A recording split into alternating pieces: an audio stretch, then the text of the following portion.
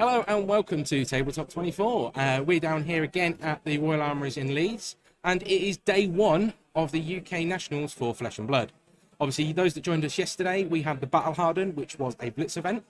We did see two Dorinthias in the final, which unfortunately went to time, which did result in a draw for those guys. But that was a hard-fought final if you caught that. If you haven't, obviously, we'll try and get that up on the channel in the next few days. Today, we can expect to see the 3 rounds of CC, followed by 3 rounds of draft, followed by another 3 rounds of CC. Now, the same deck, I believe, must be used for both CC rounds, so we're going to see a lot of heroes switching between, a lot of players switching between their heroes as they go. As you'll see, I'm joined by Baz, or Baz the Bard. Hi. If you've caught up with the channel, you will have seen our announcement previously over the last week. I'm really delighted to have Baz on this weekend. It's been a great help, and we've been working together, collaborating behind the scenes, different bits and pieces. It's been good to do something like that. So you may get a little bit of noise today because the room's a little bit busier than it was yesterday. I'll try and cut some of that out on the mic as we go, but hopefully we're going to have a better stream and everybody will enjoy it. So, Barry. Yes, what we're likely to see today. Yeah. So the room is definitely filling up. There's so many players coming in. I think there was 89 players booked in. Yeah. Whether or not 89 players turn up today, we'll have to wait and see. But the room is definitely a buzz. We have got a brilliant venue here. Absolutely brilliant. History is about to be made, and what better place than in the Royal Armoury? Yeah, exactly. I mean, it's such a great venue. Yeah, a place full of history. Yeah. And we are about to make it. We are going to set the new meta for Toa. We've seen the events from the calling. That's all been limited. We're about to see what the new heroes can do against the old ones. Can the new ones shine through? Will the old ones stand their ground? They will not be moved. We will see. Yeah, unmovable. Well, some people will be playing it for sure. Yeah. So I think there's a bit of a buzz around the room, and we've caught whiffs of what people are potentially playing. So we're probably going to do a run through now of the heroes and where we think they might be positioned for the weekend. Obviously, today we've got the 3 rounds of draft, so that will be limited to Tales of Aria, so Briar, Oldhim, and Lexi. And tomorrow is, I believe, it's sealed tomorrow, is it not? No, it's draft. It's draft again. Again, same 3 heroes, but we'll go through what's going to be relevant for those 6 rounds of CC we're going to see today. Yeah, indeed. So, welcome to Wraith. Indeed. Welcome to Wraith. Oh my God, 2 years ago. Right, so Dory. Dory has been massive in the UK. She has been a top pick here and dominant, especially with Sharif playing it, and he won 2 Road to Nationals with Dory, even though Prism was in the meta. So Dory will be strong today because we're in the UK. It will be whether or not is whether or not she comes across any Prism players. From the callings, we've seen that Prism is having a resurgence thanks to its wins. We'll see how many people in the UK have actually picked that up though. So Dory's going to be strong. She's going to be tight on resources, so it might depend if she comes across any Oldhims or Lexis. She might struggle with that, but it's going to be interesting, that's for sure. I think she's going to be up there simply because she's so big in the UK. Yeah, she got a little bit of support with Monarch, but probably not as much as some of the other heroes have with other sets. No. Let's move on to Bravo. So the one, the only Showtime. My favourite, the one I'm plumping for today. I so hope Bravo wins. For every set, he's got something, and with this set, with Tear Asunder, I am just hoping he's going to shine. I just want him to win so badly. I think a lot of people are going to be plucking for Bravo. The buzz around the room is people are talking about Bravo, either playing it or they have got contingencies to play against it. So it will be interesting to see how he does. But it's time for Control to shine. The UK meta has been dominated by aggro.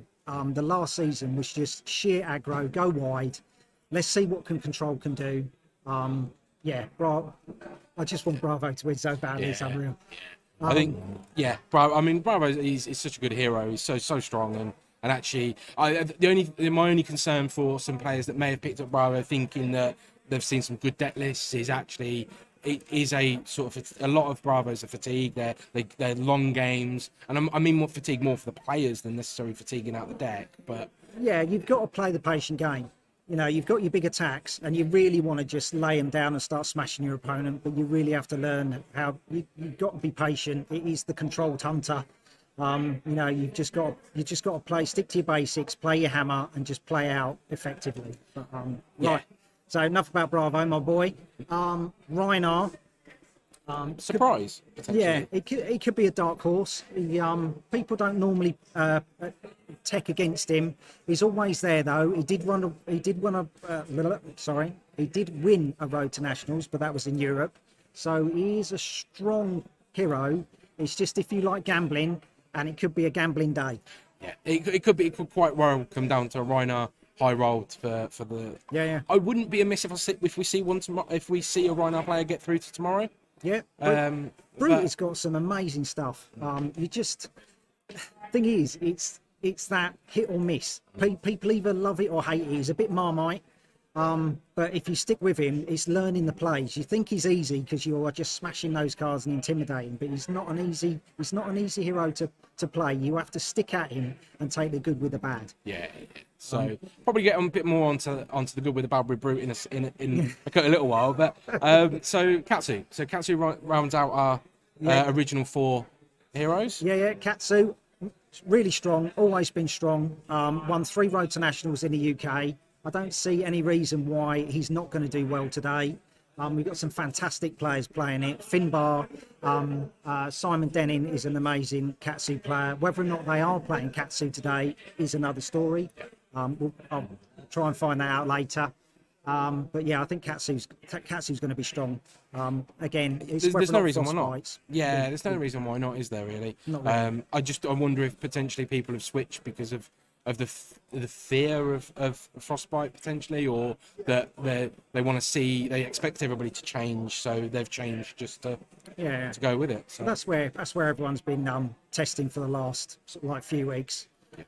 Just to try and, you know, hone it down. Do I stick with my old hero? Do we move on? So let's move on. Arc, Dash.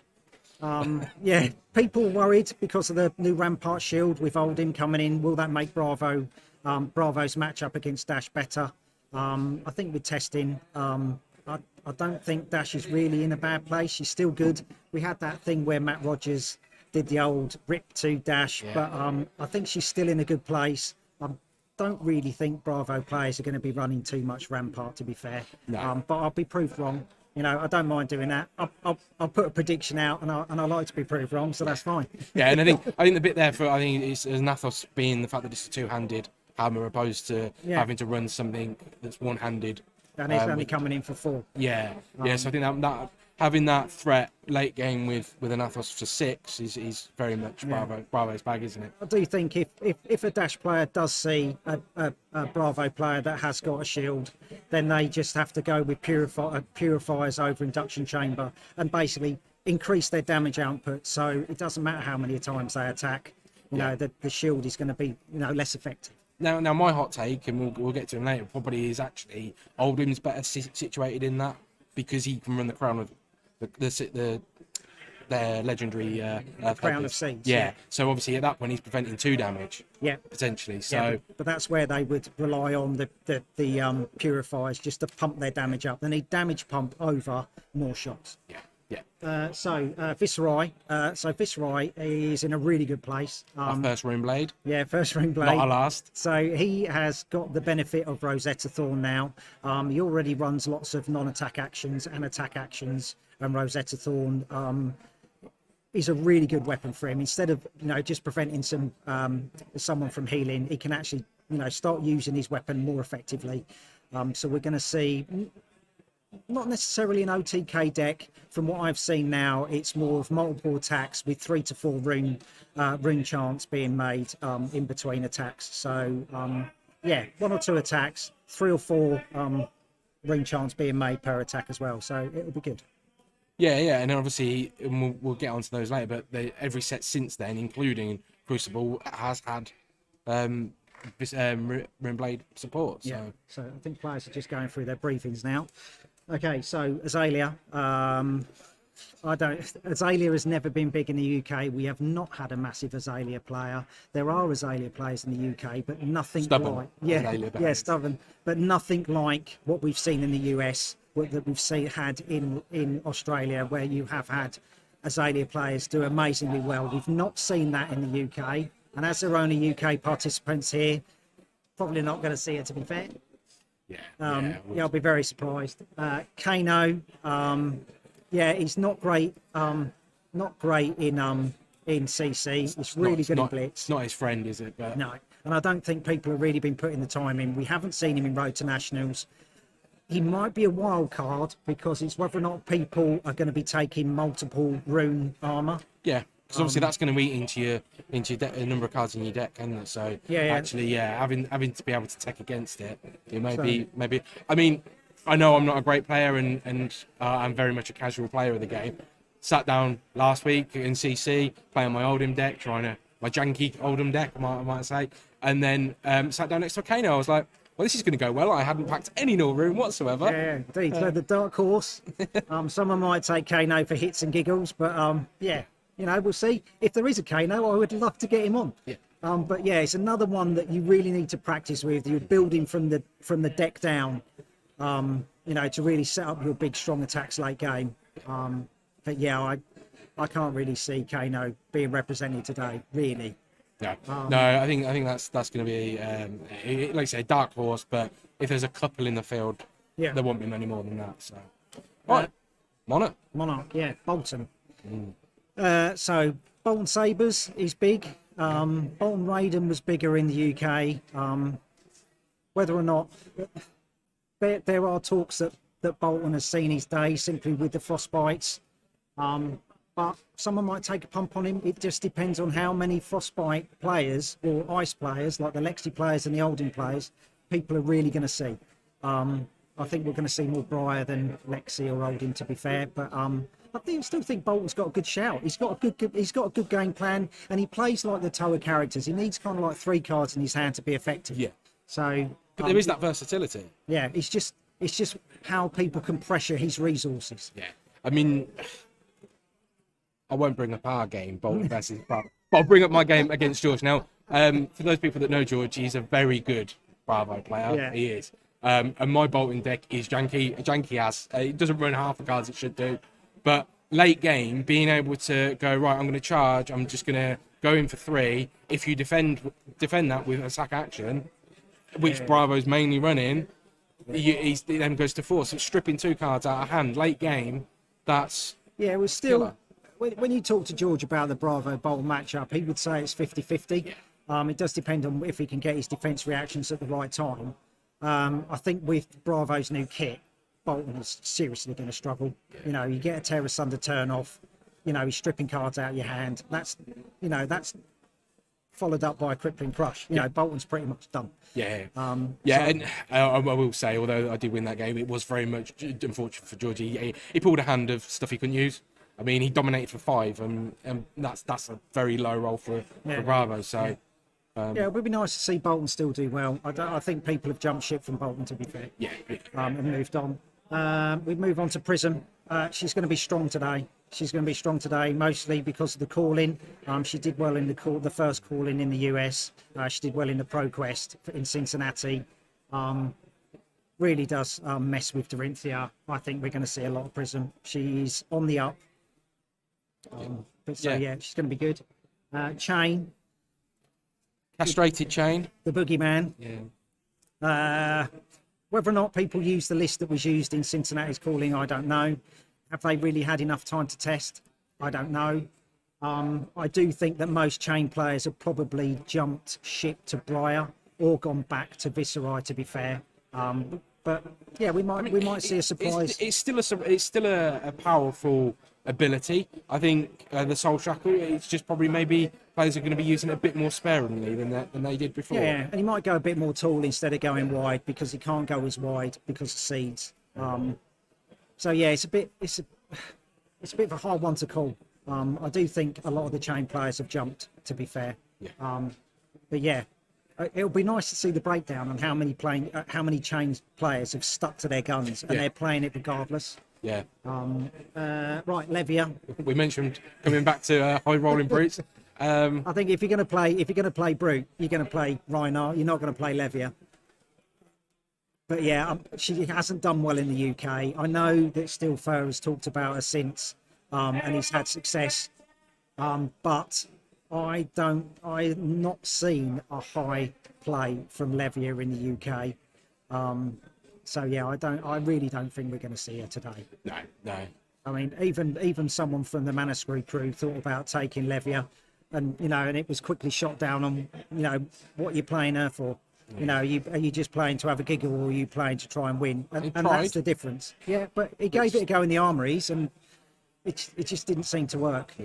So yeah, it'll be nice to see her. I don't think she's going to make an appearance today, to be fair. I think there's still room for it. I think there's a deck list out there for her, I imagine. Yeah, I just don't think she's been solved yet. It's like one of those, when a set comes out, people jump on the easiest character. Chain, solved, done. Stick with what you know. And then like Levia's been left, and she's not really been, the pieces have not really been solved for her. She's a little bit more complicated to play. And if you're going to play Brute, play Rhino. It's a lot easier. So so we're just getting a little bit of a heads up that we've got about a couple of minutes left before the mics in front of the camera are going to go a bit nuts. So right, we're just going to round out quickly on Tales of Aria.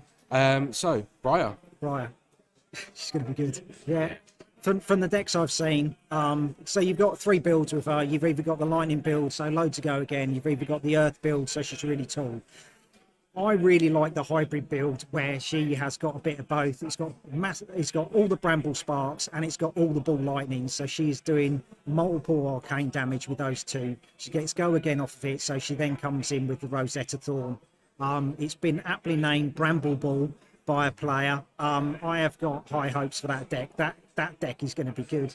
And it's going to be good to see what she can do in CC instead of seeing, all the sealed and all the draft. Yes.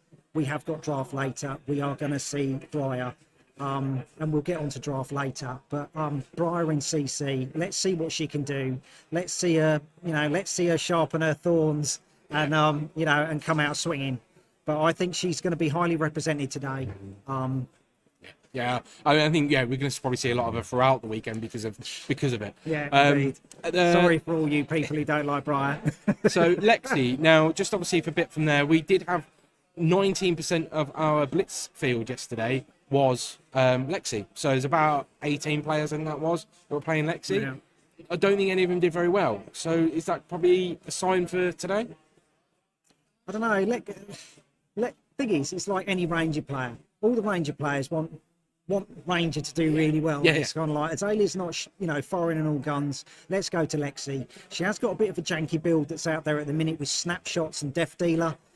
So Death Dealer, allows you to draw a card, and then basically what they're trying to do is hope that there's another snapshot on top. So you get multiple snapshots coming out for a massive wide turn for hardly any resource. Which is great. The trouble is, it's kind of like a one-trick pony, and if you don't get a snapshot on top, where does it go? But I was talking about this earlier with Lexi. Really, she wants to be concentrating on her Voltaire. I personally think it should be Voltaire. When you look at Bolton, and people talked about Bolton, do I go Axes, do I go Sabres, do I go Raiden? Raiden was the better build. So, it's just Lexi is a lot more procedurally, it's hard to play her. Yeah. So you really have to know sort of like the timings. Right. Just before we run out of time, Oldham, I don't think he's... you might get a few players, but realistically, do you want to be playing for time every time? 50 minutes. When he's a newer hero as well. Yeah, it's not been solved. We kind of like, if we go back to Monarch quick and Levia, she hasn't been solved.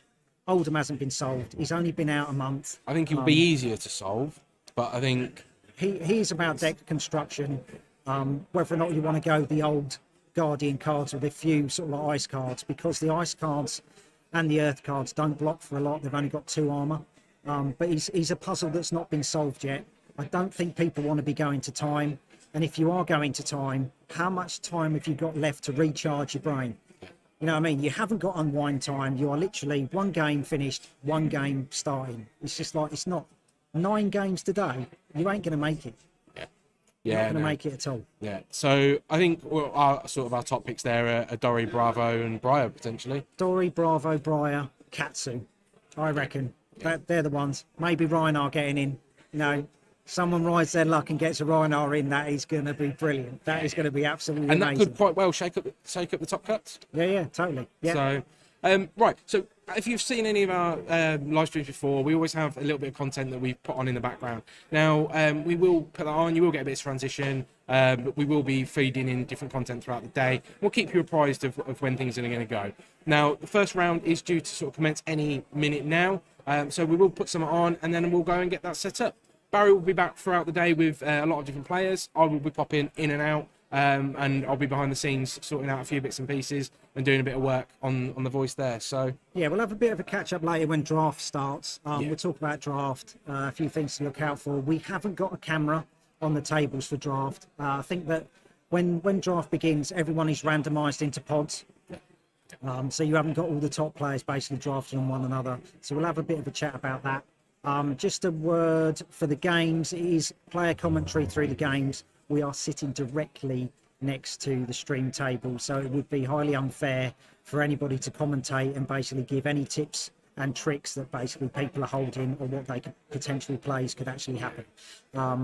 It's just unfortunate, but that's just the setup today. and those in the UK Discord, we've been quite clear about that. Our main bit is that the players that are here have a really good time. And whilst we're going to be streaming their games, that's stressful enough. Yeah. If you then can hear somebody out the corner going, well, that was a great play, or this is what they've got in that, it will be off-putting. And we don't want that. So, right, we're going to cut it there. We're just going to pop that back on, and we'll be back soon, hopefully, with round one. All right, cheers. Nice. Okay, guys, so we have Matthew Folks. He's just won his first round, lightningly fast. Yeah, very, very quickly. There's not a whole lot of blocking in that matchup. No, not at all. So that was, hopefully we're settling the debate of Briar Lightning versus Briar Earth. I'm not sure, actually. I haven't had the chance to see. It's Brendan Patrick from Arsenal Passes list, I believe. Okay. Who played it last week, and I haven't had the chance to see that much of their list played, and it can do some crazy things. We didn't see it in this game, but with Channel Mount Heroic and Force of Nature, they can have like 30 damage turns. And if he has one of those early, I can't. Me or no one can do anything to stop that. Like that, you just lose. Well, that's why there's no blocking, because you're trying to get the big turns. But it can, I guess, suffer with consistency because when you have those high highs, you also have costs. So. But thank you for coming on the stream. Yeah, First round is never easy. You started off quite calm. Then we had a few niggles halfway through, and then that seemed to throw both players off. And then kind of like I think the nerves are kind of like getting the better of you. I put out a call on the Discord.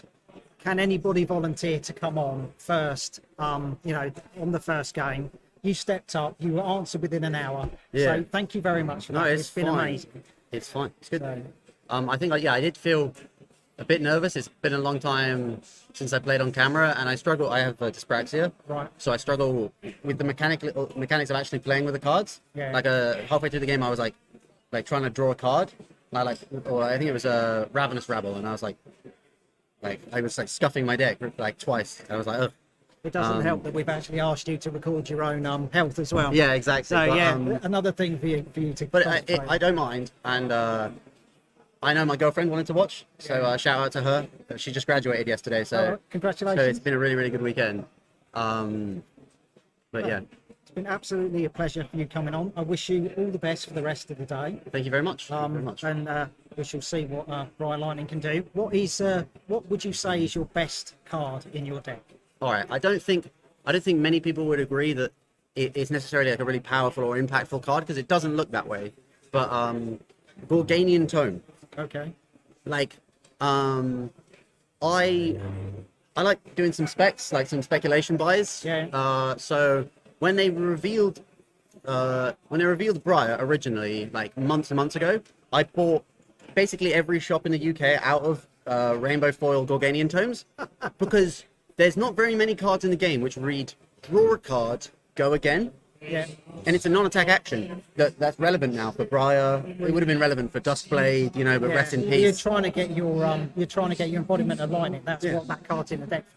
If it just said draw a card without the added, if there's one in the graveyard, you get an extra, and you could play 3 of them, it would be insane. It would be crazy. It looks so unassuming, but I think it's just a nuts card. And I'm always it doesn't block, doesn't pitch, but blocking and pitching, they're overrated. So, But you are hoping that your opponent hasn't got one because they're drawing 2. oh yeah, in the mirror here, he played his on the first turn. Yeah. So I knew that if that's where you want to be, you want to know that theirs is gone, and that you know that suddenly somewhere in your deck you have a 0 mana draw too, because it's pot of greed, you know. Yeah. Pot of greed is anyone who plays cards knows that pot of greed that's some serious spice. So yeah. That's brilliant. Right, one last question. Yep. If you have pack one, pick one, any card, what card are you looking for? Pack one, pick one. I thought about this a lot because most people might say one of the equipment, but I guess Winter's Whale, Okay. because I think if you can draft a Winter's Whale, it kind of tells you everything you need to know about what your draft wants to do. And I had thought that Oldheim would be underdrafted from my preparation a few weeks ago, but having seen the calling results, where it seems people have really understood how to draft Oldhim and how to fatigue people with Oldhim, that maybe that's not still the right first pick. Maybe Oldhim will be, more aggressively drafted, and people will be a bit more up to date on how to play that But hero. that's the problem. If more people are drafting Oldhim in your pod, it's not going to be as good. But if I do open a Winter's Well, you're not complaining, are you? No, not really. Actually, I take it back. My pack one, pick one is a caution. It's a caution. I'm here to win. But if I win £350 as my pack one, pick one, I think that's, I'm the real winner of that draft. Okay, no matter what. so the dream is the caution. Yes, the caution, But that's- the realistic one is Winter's Well. Yeah. Oh, that's cool. No, Well, thank you very much. Thank you Cheers, very much. Matthew. I appreciate Thank you it. very much. Hi, welcome back. Congratulations, Jack, for winning that round 2. It was very nail biting at the beginning. Yeah. It was very tit for tat. That round, you got Library out quite early. Yeah. And Library's always difficult for Bravo. Until he killed it, yeah. It lasted I got one draw fine, yeah. Yeah. The thing is, George played really well. He played Showtime to get 2 yellows in his hand. I've actually never seen anyone do that. Maybe the brothers I play against don't know that trick. Right, They okay. always Mage Master the time of Fendel, but that was nice, yeah. Yeah, I see that he had the boots in his hand, and I was just like, all right, he's not going to be healing off it. When he Yeah. played that Showtime, that was brilliant to get rid of it. But that tone turn, Stupid, right? I got a little lucky there, there's no doubt about it. yeah, So I had one in Arsenal, hoping to draw the other, and then drawing the other off the other helped, yeah. But that's what you're stacking up to do, isn't it? But it I was don't quite think I early didn't to see actually it. stack. It was I don't it think was quite I a pitched lucky it. hit. Yeah. I think the third one was obvious luck. I got halfway through without seeing any, so they were close together, Yeah. as it were. But then, and I think I had to play the other time. I wanted to get really greedy and try to heal off the Tome of Fyendel, Yeah. but just had to hope I hit auras. Unfortunately, hit some really good ones. Yeah, he did. After that turn with the 2 Genesis play on the Tomes, then it was the Sentinel. And he was just like, Yeah, oh my the God, how many Sentinel's good, yeah. more obstacles are you putting in his way? He just couldn't get through everything that you had there. No, I was running out of deck as well, actually. But yeah, That's what I Bravo think he made does. the right call, just trying to hit me. Trying to dominate. Just trying to reduce- hit me, yeah. Yeah. 'Cause, you can't kill 3 auras. You No, can't leave not me with at all. 4 cards as But, well. but he also used a lot of his go again prior to that, like his Zealous Beltings had been used. So he needs a Zealous Belting to do a bit of damage to then Yeah. come in with the hammer to take off the Genesis. Yeah, and if I just draw auras, he just goes over the top and wins. Yeah, Yeah. So it's tough. That was a brilliant game. Well done. Cheers, mate. See you later. Thank you. Hopefully. Hello and welcome back to me and Barry in front of you. So obviously, thank you everybody that has been watching along. I think a lot of people have been in there since this morning, which is great. Yeah, we've had loads of people watching. It's been brilliant. Yeah, and I can see some people starting to wake up and rise and shine around the world, which is fantastic, and we're glad that it's getting out there.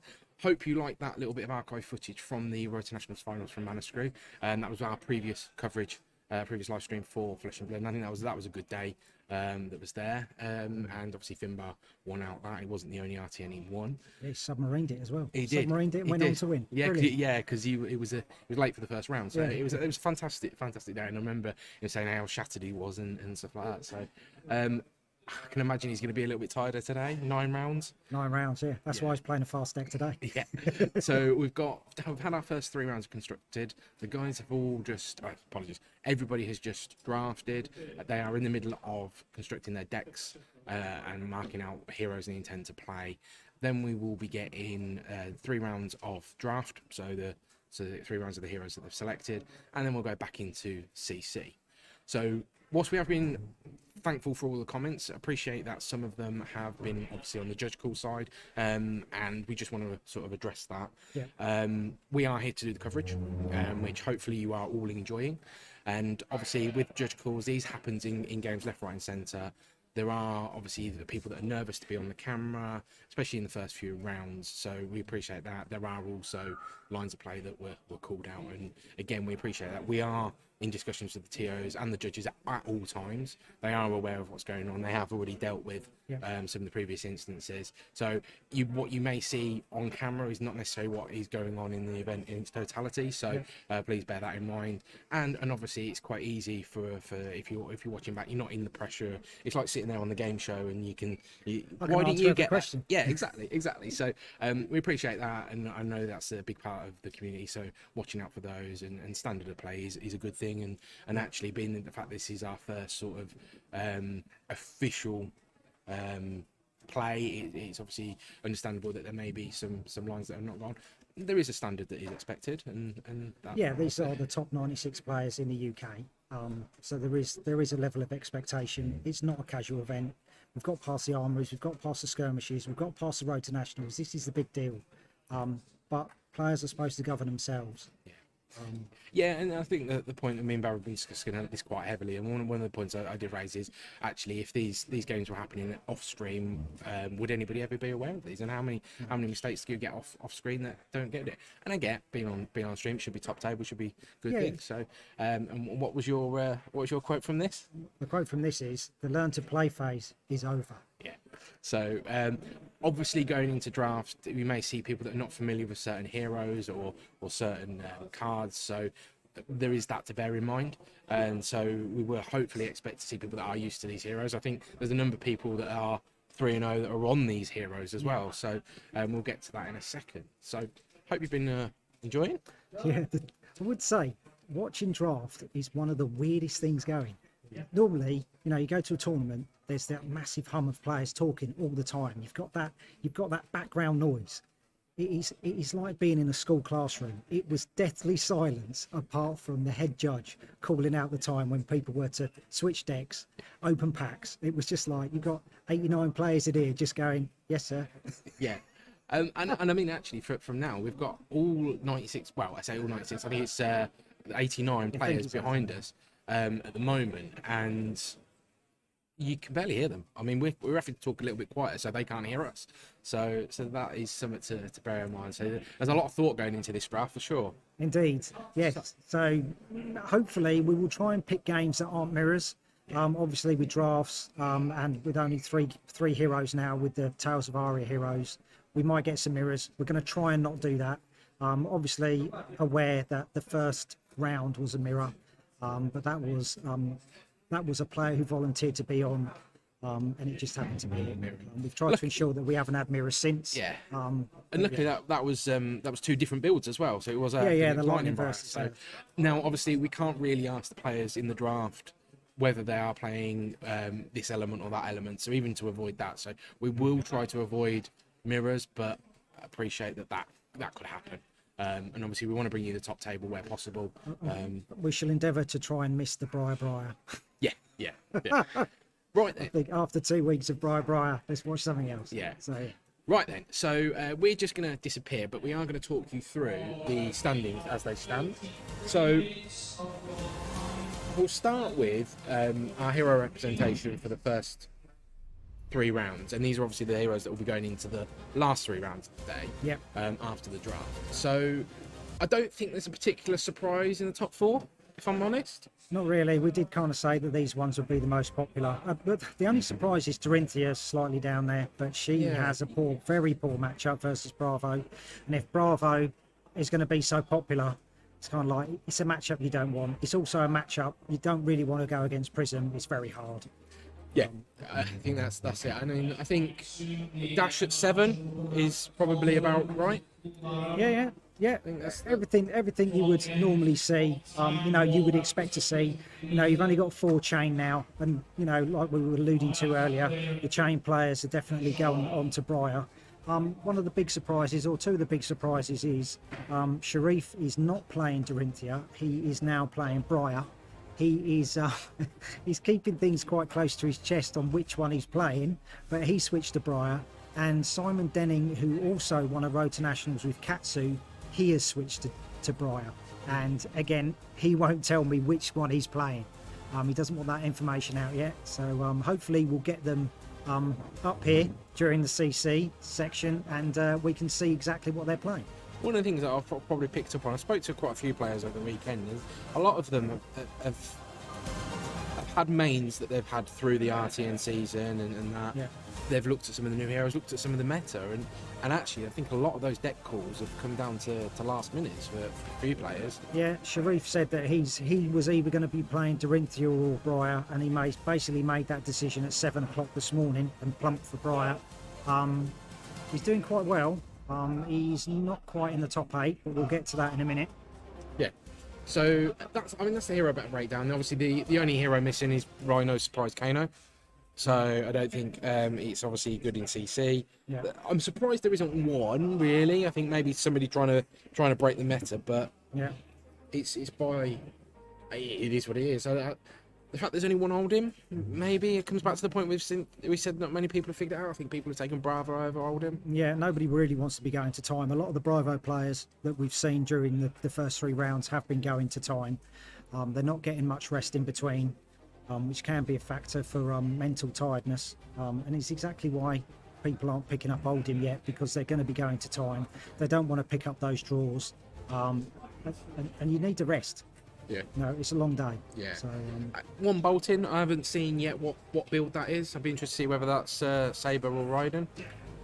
Or even Axes. I mean, it could well be Axes. Probably not, but yeah, it could well be. sort of like they're 2 Viscerai. So, yeah, it's nice that he's represented. I know that one of the Viscerai are in the top 8. So that's been good to see. Hopefully we might see him later. So yeah, there's a good mix this time. You know, Bravo is the out-and-out favourite. We knew that coming in, and it certainly showed by the amount of players that are rocking up with and using him today. But yeah, let's see how Briar cuts her teeth against Bravo. Yeah. 4 chains. Yeah. I might have expected to see a couple less, but Yeah, people have just jumped ship, haven't they? Jumped ship to Briar, I would have thought. So 4 Rhinos. I mean, like we said before, Rhino rolling high could work out. yeah, it'd be nice to see where they are. You know, they live in the brute life somewhere. So Yeah, exactly. So I think, I mean, he probably won't mind me shouting out, but Dimitri, one of our locals, he turned around and he's running Rhino. That's no surprise, and he's actually quite a good, strong builder Rhino as well. He has done a few. yeah, he's been playing him for a while and just stuck with him. You know, through thick and thin, he has gone. I am playing Rhino from now on. Yeah, and the problem obviously he had a matchup where he ended up losing all health, and his opponent still stayed on 40, so he just could not break through it. Prism absolutely ruined him. Yeah. So so that's the hero pry and hero breakdown. We're going to try and get some sort of breakdown for the draft. That might be a little bit more difficult because we're obviously collecting that all manually, and it's going to be a bit on the fly. So we'll try and get that for you later. It'd be interesting to see. I think maybe we'll probably see a bit more Briar than anything else. But Thing is, with the draft, it's quite difficult. You're sitting in a pod of 8. Like sometimes you might just go. You might automatically go. I am playing a specific hero, regardless. No, it doesn't matter. Some people play for a hero. Some people actually play the table. You know, you've got to, and I would think if you're going to draft properly, you need to be playing the table. You need to be flexible for which hero you're going. If you are going into draft and there is more than 3 of a specific hero being picked. Sorry, let's start that again. If there are 3 players picking the same hero, you're probably going to be okay. If there's any more than 3, you're going to struggle. And we saw that with the call-in, where you had multiple players picking Briar, and you've got 1 or 2 people picking Oldhim, and the Oldhim deck shine. Now, the dark horse is Lexi. Lexi's a little bit more procedurally challenging to play, but you could totally wildcard it and be the only person to actually draw Lexi. And we saw Lexi do quite well in Cincinnati as well. So, you know, because no one's really drafting her. So it'd be interesting to see the breakdown of that. very much so, very much so. Right, so looking at standings. So these are the standings. That's not the standings. So apologies. Bear with me a second. Just going to go and fix that. Bear with me. So while Alan goes and sorts that out, so if we go back to draft, the important thing to see is the breakdown of the cards, knowing how many of a certain element is still in the deck, knowing sort of like what class cards are still in there. That's a good indication of basically what the person on your left or right is actually collecting. Through testing, if you need to pivot, it's probably best to pivot before turn 7 or before pick 7 to go into somebody else after you've seen pretty much half of the cards go from the first pack. It will be interesting to see what people have done. With the draft pods, what's happening is the top 8 are all drafting together, and then that's rolling down through the tables. So it's going to be good to see how the top 8 can cope with having poor picks. Maybe you've been fortunate to get the pick of the packs all the way through, or maybe you've slightly misjudged things and you've had to pivot and then still not seen the cards you're after. So this will be a good way to see who can draft properly out of the top lot. It gives a chance for maybe someone who's had some poor round pairings to pick up some places.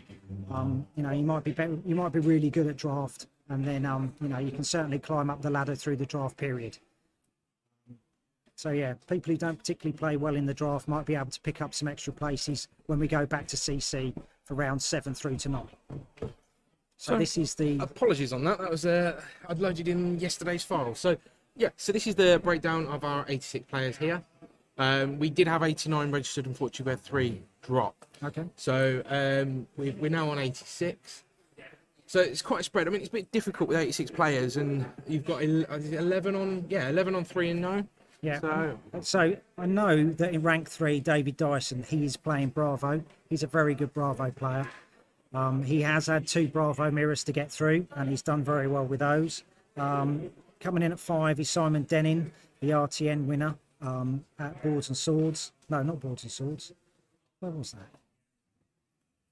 Forgotten where we won it now. That's really bad. It might have been Living Realms. It might have been. But he is playing Briar. Hamish, fellow podcaster from Push the Point. He is playing Viserai today. We've seen Matthew Fawkes already on Briar. Mike Kerslake at 10. He is playing Bravo. Scott Jones, who we saw earlier, he's on Dash. He has had a chat with the head judge. Head judge is aware of the situation there. Jack Ryan slightly below him. We've seen him with Prison. Chris Sweeney is Bravo through and through. I would expect him to be playing Bravo today. Adam East will be playing Briar. Sharif is playing Briar. So yeah, lots of Briars. 18th, Fergus Brown is playing Chain, and he has played Chain since he came out in Monarch. He's refusing to change. He's playing the Boogeyman, and he's doing really well. 21, Finbar, he is playing Briar. I don't really know anyone else. So we've got a few that are coming through as we go down. So yeah, I think we've seen quite a few of the players that on the stream that are now either 3 or 2 wins on the day. Obviously, there's no breakaway horse at the moment for the day. We'd expect that probably after the draft. We can see what we can probably look at who's going to be making that day 2. So the day 2 is a top 24. Top 24 starts off with draft and then finishes with CC. Yeah. So we'll cover that as we go through, and we'll update this as we go. But this could completely change. Yeah. You might be really good at constructed, but absolutely rubbish at draft. It could be your Achilles heel, and you've got to get through this 3 rounds of damage limitation. yeah, there is that. So I think from the record, there might be. So everybody 9-0 should go through today too. I believe everybody 8-1. I think some 7-2 as well. There was rumours that someone on 5 and 4 could potentially get through, but I mean, these are the people that really know the tables, and have worked things out. But we'll certainly keep you up to date with who could potentially get through. That's for sure. Yeah, and I think from both myself and Barry, a big shout out to all the Mana Screw Crazy Brew crew that are around here. They're not doing too bad. There's 2 in the top 8. Yeah. So yeah, we've been really well represented. So yeah, so I think we've got 4, 5 from the Crazy Brew crew here today. And they're very well represented. I think unfortunately Dimitri's trailing at the back with one win, but I think he'll see some better matchups later on in the day. Towards the end of the day, where not people are understanding how to play against Rhino. And he's pretty good at draft, so he can always pick up a few places now. The tournament is not over. No, and whatever practice he can get today, he can certainly take that. If he doesn't get through to the top 24, he can take that into Seal tomorrow. So, ProQuest is still on the cards. It's certainly not over. No. Everything is experience. No, and that's one big thing on here. So we're going to cut back 2 seconds. So that is one big thing about this now is actually draft's a completely different format. You might be incredibly good at CC and the deck that you've played and that you've played 80, 90, 100 plus games with, but you've now got to play 3 rounds with a deck that you've just opened packs with. But there's going to be play testing groups that have done draft together. Whether or not that's they all chip in for a box and then they share whatever they pull, or it could be we've seen groups that have done phantom drafts. So one person will buy the box and then everybody will draft over it. But essentially, whoever bought the box, they own the cards. Yeah. So you're just hoping that everybody gets some nice pulls, but at the end of the day that those cards are yours. Yeah. So I know it's against the draft rules, but we've not seen anybody shout that they've got a tree or any. No one's allowed to talk. No one's allowed to talk. There's no, I pulled this. It's like, no, I'm not saying anything. Not saying anything, just in case. So obviously, in a true draft situation, you've got to be careful. You can't discuss those sort of things. So we will see what people have pulled. Yeah, there was lots of smiles from the front table that were facing us. Yeah. They're like nodding and I'm doing all right. And he just like, how much is that bravado and how much is actually real? Yeah. So it'll be interesting to see what people have gone through. Hopefully we will get hold of some players once they've gone in between rounds just to see actually how their draft went. We'll check just how much detail we can get off them for that. They are being given their deck list. They don't have to lock in a deck list, but they do have to lock in a hero for the next 3 rounds. So it's going to be interesting what that split will be, I think. Yeah, it will be really good. But that comes down to who's drafting on the table, who's actually just going, I'm going to force this character, force this hero, or actually play the decks that are going around. Play the table. If you can play the table, you'll do a lot better. I also wonder if we've got a couple of magpies out there just picking up the shiny stuff.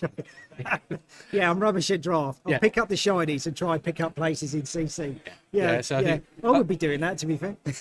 So I think in the last draft I did for the first draft I did for Tales of Aria, my pack 1 was a Pulse of Eisenloft Majestic. My pack 2 was the alternate art Lake Frigid. So I think in draft I haven't done too bad in that draft. So it's like, thank you very much. Yeah. Still, I still think I went 1 and 2 on the day. So Well, you beat me. Yeah. On stream. It's great. Yeah. That's apologies. Normally it's the other way around. Normally it's. Yeah. So. But it looks like people have handed in their deck registration. Or they're starting to. Yeah. Yeah, you see most of the tables have handed in their deck registration.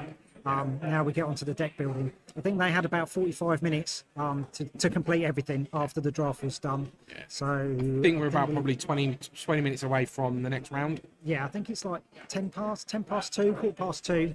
We need to get confirmation from Fabio and Jake about that. We're not too far away. Yeah, no. So, I mean, that's great. I mean, hopefully we've got some people from the community on here, and that's why we've done this, isn't it, really? It's about this community of players that have gathered around this game. And I think there's a lot going on with players out there that are actually really building this community, which is great. Yeah, indeed. We're trying to get people in all the time. This, stuff like this really helps. We want to grow the game. You guys at home want to grow the game. We're trying to put on the best thing we can. Yes, we have had a few problems with a few plays, but like I said, the learn to play period is over, and things will tighten up. But as Alan has said, we are not interfering with the games. We appreciate everybody calling out, the misplays. We are not judges. I took the judge course. I didn't pass it. So I'm not getting involved. But the head judge is aware of everything that has happened. He is going to be sending more people just on a walk around to check. It's going to be more stringent on stream. We are the top table, but as that goes through the rounds, that cream of the crop will rise, and we will get tighter and tighter play as it comes through. Yeah, no, definitely. So this has been a great weekend. I mean, what time was you up this morning, Murray, to get here? 2:30 I woke up. Yeah, so that's afternoon in the morning, not yesterday afternoon. So yeah, I think there's a lot of people that have travelled a lot of distance. There's a lot of people come up just today, haven't there? So Mike, who drove, he said, Barry, you could get some sleep. But I was like, but you're playing. He was like, no, you get some sleep. So I was like, okay. Yeah. Fair Yes, and yeah, so he's playing. He's currently 3-0. So 3-0, yes, yeah, 3-0. which is great. He's going to crash straight after round 9. He's going to crash. Yeah. But the good thing is, the facilities here are amazing, absolutely amazing. The Royal Armouries in Leeds is a fantastic place, and the hotel is literally opposite. Yeah. So we haven't got very far to go when the players are really exhausted. We're right in the heart of Leeds. It is a fantastic place. I've been blown away. When I walked through the door, I was like, wow, this is amazing. Yeah, I mean, it's a shame I've not actually managed to get round the Armouries, but I think a few people actually, some of the players have popped out and seen the actual museum that's here. Yeah, some people have got mementos already from it. So it's been really cool. I've popped to the cafe. That's about it. Yeah, and that's it. We're kind of chained to the desk on that. Yeah. But how have you found it so far today, Rory? It's been really good. I'm so glad I am not playing. The pressure that these guys must be on. I mean, when I entered the Road to Nationals, I did the warm up to the Road to Nationals. I was really calm. I was not, I was like, yeah, it's just another day. Got to the Road to Nationals. I was really, really nervous. I can't even imagine what I would be like if I was entered into today. Especially with the draft. The nerves must be, really up here. For it, but some people cope more than others, and that's what you want to see. Some people relish being really nervous. I particularly don't. So, Yeah, some people thrive under the pressure of it. yeah, but like we said on our little run through, in our little video prior to this, you reached out a hand, I jumped at you, took it, and just went, yes, please. Yeah, no, and it's been great. I mean, yesterday I was here. It's tough doing this. I've had help from a lot of the Crazy Brew crew and some of the Living Realms crew, but yesterday was pretty much me. So hence why there wasn't much of this, because it's always handy to have a second pair of hands. Yeah. And like I said, Barry does some great content that he puts out on the Baz the Bard channel. And it's good to Just actually need to collaborate. increase that amount of content. Yeah, we've got plans for that. Yeah, indeed. So- But I'm go for today. Alan is running the stream, making sure everything's okay. I'm kind of like standing by the table, just making sure they're pushing the buttons. But like I said, we're not interfering with the game at all. Yeah. And anything that Alan needs doing, I'll run off and get it done. And And it's greatly appreciated. A lot of the work that goes into this is prep. So I'd like to thank Fabio for his help and Living Realms for their help with setting up some of the graphic work. It's not my main forte, but it's been great. So hopefully you've enjoyed some of that. Obviously, setting up this tech isn't always easy. I do this as a hobby. This is very much me giving back to the community to put this content out. And it was all about Tabletop 24, which is an event I run a couple of years back pre-COVID that I'm looking to get back up again, which will incorporate all tabletop gaming. And hopefully we can get a armory or even something like a level of a skirmish when we do the next one. But between us, we can show what the Midlands has to offer, for the UK, for Flesh and Blood.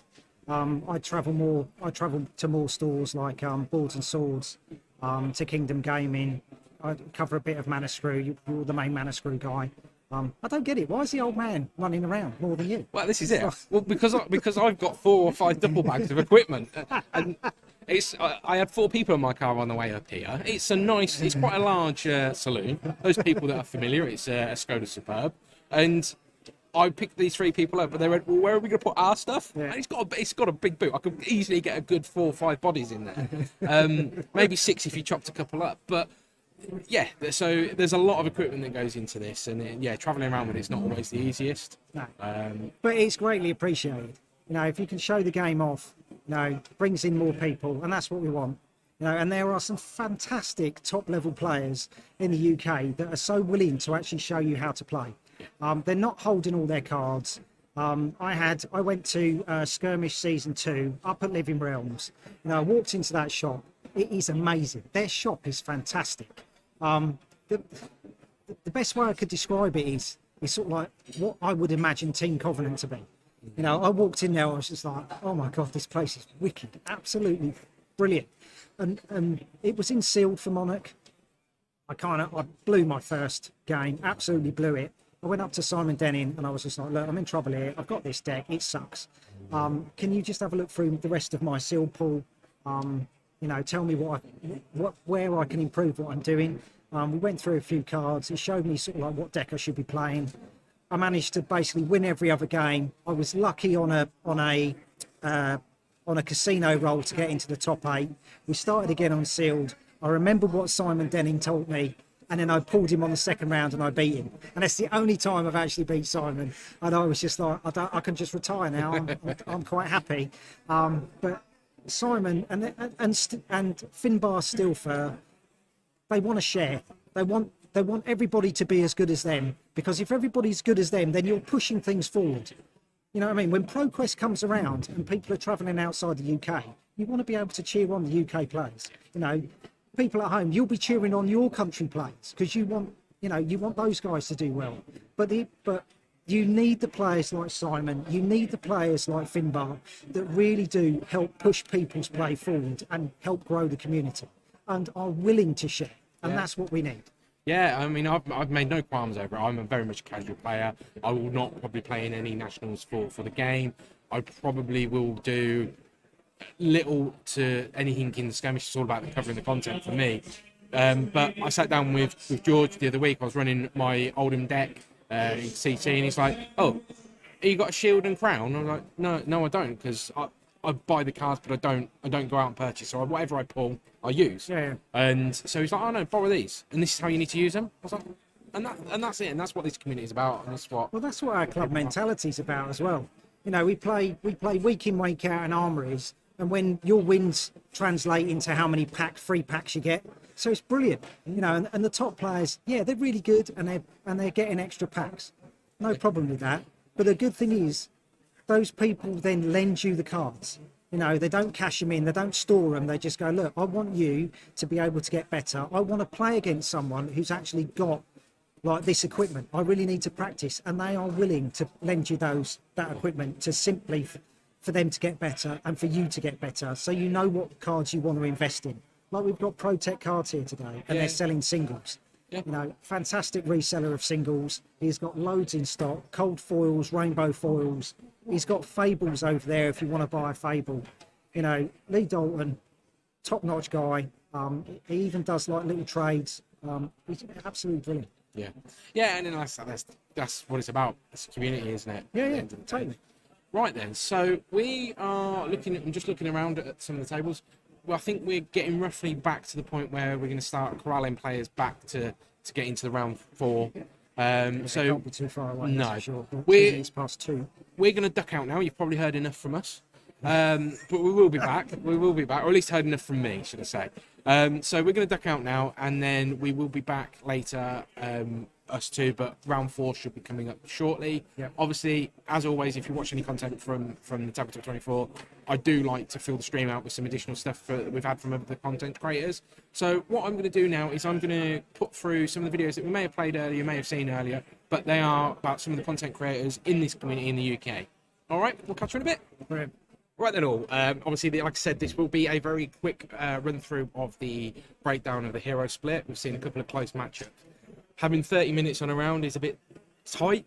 Turning everybody around and getting everybody set up is also quite tight when it's just the 2 of us. Yeah, so. they're trying to catch up a bit of time. They were slightly behind schedule, so the turnarounds are slightly quicker. Yeah. So without further ado, let's get on to the standings. So, it's quite simple. 3 heroes. It's quite an even split, actually. It's quite surprising. Yeah. How even it was. I think that the last 2 call-ins are probably are in people's minds. They, we've seen Oldham win due to draft. I think that's why we've probably got a greater amount of Oldham players slightly. Lexi's always going to be the wild card. Are you going to be the only one on the table drafting it? Obviously, by the amount of players that have drafted into Lexi, that is not happening. People are quite happy with going into it. But I had to look at the breakdown for the top table. So this is the top 8 players that are on 3-0. So their breakdown was 4 Oldham, 3 Briar, and 1 Lexi. So what's quite important to point out there is our players are all broken down into pods. Yep. So 8 pods where possible, 8 player pods where possible, Yep. and obviously lower count towards the end. And then they draft in those pods. So although we've got quite a fair representation across the board, it might not be a fair representation of individual pods. Correct. Our first game was from our second pod, and our second game, so the one you've just seen, was from this pod of 4 Oldings. Yeah, we were trying not to get mirror matches, so that's why we had to go to the second. So, Okay. right then. So that's the breakdown of what we've got so far. Yeah. We're going to try and get you into round 6 quite shortly, and that will hopefully not be a mirror match, but I can't guarantee anything at this point of the day. Yeah, So indeed. we've seen all 3 heroes, so it's either going to be a matchup you've previously seen, or, I mean, ideally if we could, a Lexi Briar matchup, but Yeah, would hey. be quite nice. But thing is, we would love to do interviews in between rounds, but like I said, they're trying to do a quick turnaround in between games, and the games for draft are only 30 minutes. They are pretty much going to time, which doesn't leave a lot of time in between the rounds for players just to chill out a bit and not be bombarded by questions from me, really. So, yeah, we want to try and keep the players concentrating on the game, and if they can spare some time to come and see us. Yeah. Right, guys, we're going to try and get you back into round 6 as soon as we can. Just waiting on the last few pairings, so just bear with us for the next couple of minutes. Hi, welcome back. I'm joined by one of my very best friends, my club mate, Mike Kerslake. Thank you very much, Barry. Yeah, how's it going today? Somehow really well, mate. I am 5-1. Well, no, I'm chuffed. I'm so like buzzing. Yeah, I've seen you on the top tables, zipping around, massive smile on your face. It's been brilliant. The good thing is, you are using my Bravo card.